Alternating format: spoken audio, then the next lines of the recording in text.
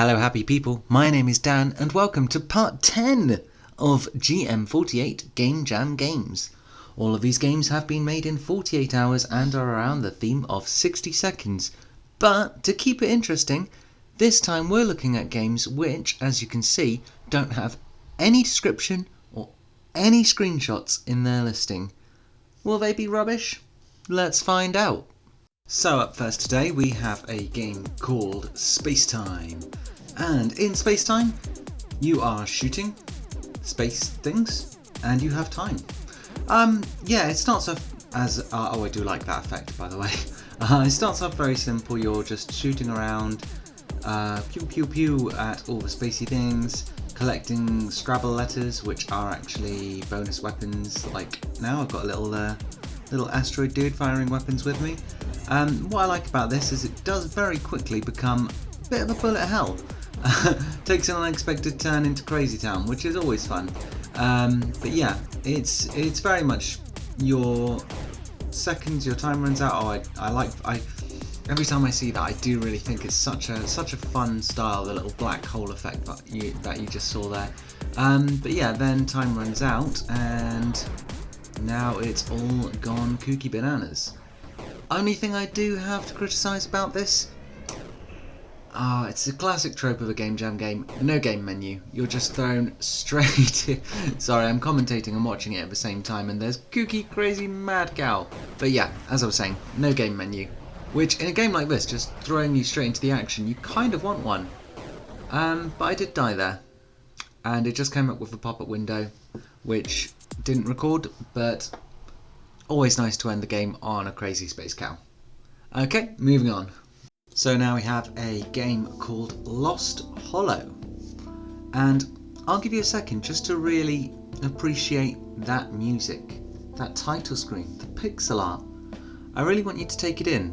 It's beautiful. And the reason I want you to take it in is because, unfortunately, it's all there is.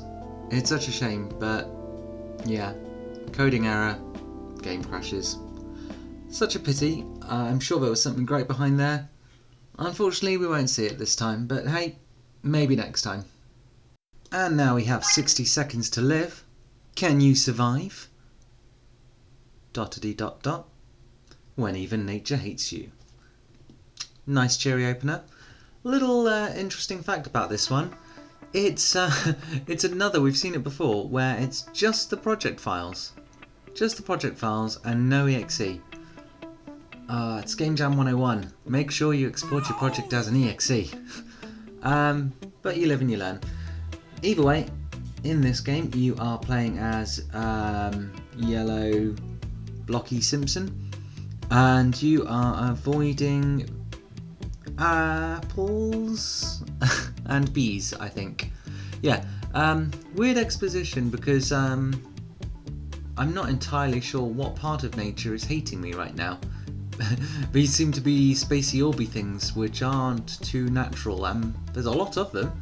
I did kind of find a little way to cheese the system, just walk around in circles and they will not catch up with you. It's a solid start. I feel like there could be some expanding upon this. There's some more, things you can do. But in the meantime, as it says there, that is 60 seconds I'll never get back. But not a bad entry. And finally today we have Clock Escape. Now I did speed up the footage for this game, and as you're watching you'll see why. You are Clockerman, Clocky McClock, and what you have to do is lay out the instructions for him to make his moves. So you put the little arrows there and so I discovered right. Who knew? Right was a thing. So I discovered that direction and I tried to go through that door. Couldn't do it, so I had to put some more blocks down.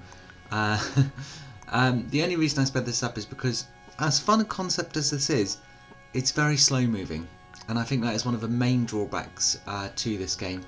It's a lot of back and forth between this grid and your movements, this is 2.5 times the actual speed, so your movements do take a while to go through, and unfortunately it's a lot of, because you're going back and forth putting these directions in, you're also having to drag them into the slots, which quite frustrating when I feel like a mouse would have been probably less efficient than a keyboard, especially when you have to set out 60 instructions in a row. On a keyboard, that would be a lot easier.